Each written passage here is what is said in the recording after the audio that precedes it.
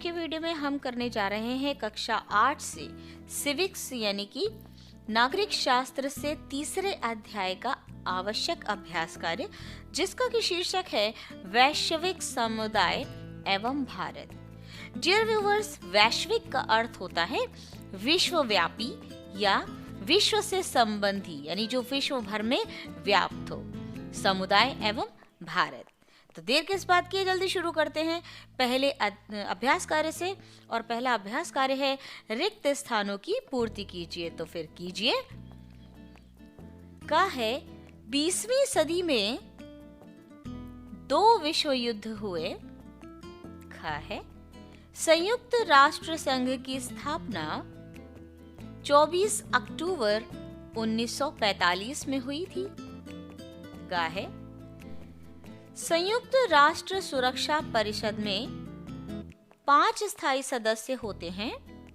घा है महासभा की बैठक वर्ष में 1 बार अवश्य होती है। णा है महासभा के सभापति का कार्यकाल 1 वर्ष के लिए होता है। चाहे मानवाधिकार दिवस 10 दिसंबर को मनाया जाता है।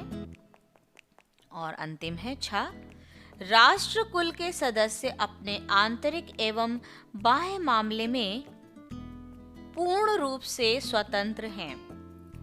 बढ़ेंगे अगले अभ्यास कार्य की ओर। निम्नलिखित प्रश्नों का उत्तर संक्षेप में दीजिए। प्रश्न है संयुक्त राष्ट्र संघ की स्थापना क्यों हुई? उत्तर लिखिए।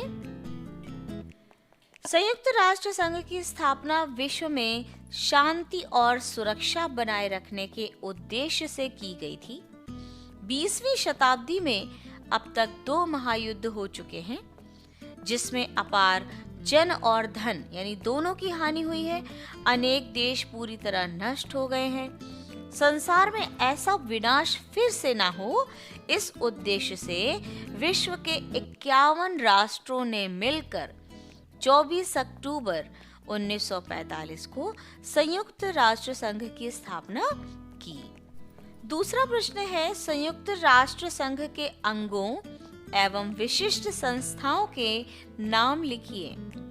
उत्तर लिखिए। संयुक्त राष्ट्र संघ के 6 प्रमुख अंग हैं: महासभा, सुरक्षा परिषद, आर्थिक एवं सामाजिक परिषद, संरक्षण परिषद, अंतर्राष्ट्रीय न्यायालय और छठा है सचिवालय। अगला प्रश्न है दक्षेस एवं आसियान के बारे में लिखिए।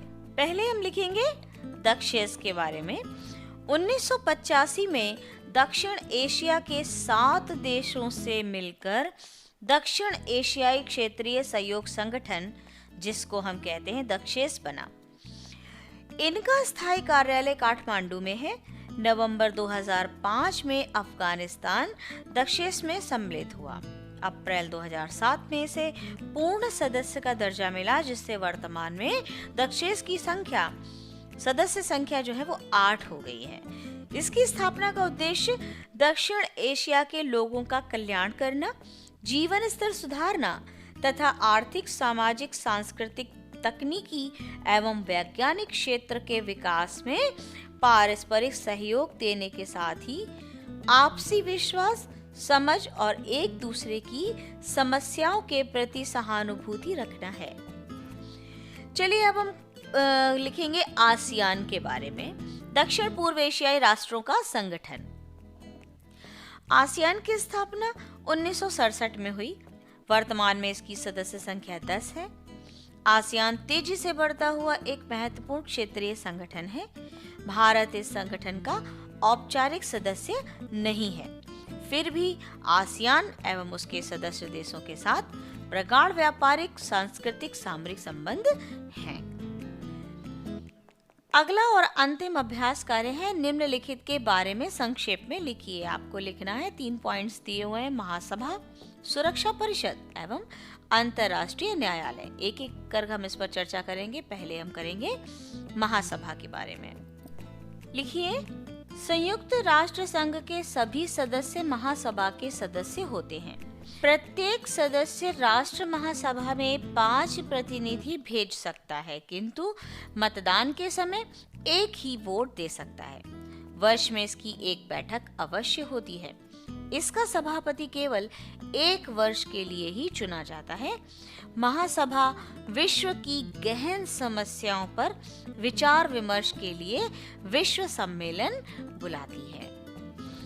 अगला पॉइंट है सुरक्षा परिषद। इसके बारे में लिखिए, यह परिषद विश्व में शांति और सुरक्षा बनाए रखने का प्रयास करती है। 2 राष्ट्रों के बीच हुए विवाद को हल करने का प्रयास करती है। युद्ध होने की स्थिति में उसे समाप्त कराने का प्रयत्न करती है और उसके लिए सेना भी भेजती है। सुरक्षा परिषद में 15 सदस्य होते हैं, जिनमें चीन, इंग्लैंड, फ्रांस, अमेरिका व रूस ये 5 स्थायी सदस्य हैं। शेष 10 अस्थायी सदस्य महासभा से केवल 2 वर्षों के लिए चुने जाते हैं। आइए हम बढ़ेंगे अगले और अंतिम पॉइंट पर, अंतर्राष्ट्रीय न्यायालय। लिखिए, संयुक्त राष्ट्र संघ के सदस्य राष्ट्रों में आपस में विवाद और मतभेद हो जाने पर अंतर्राष्ट्रीय न्यायालय में उसको शांतिपूर्ण ढंग से सुलझाया जाता है। इस न्यायालय में 15 न्यायाधीश होते हैं।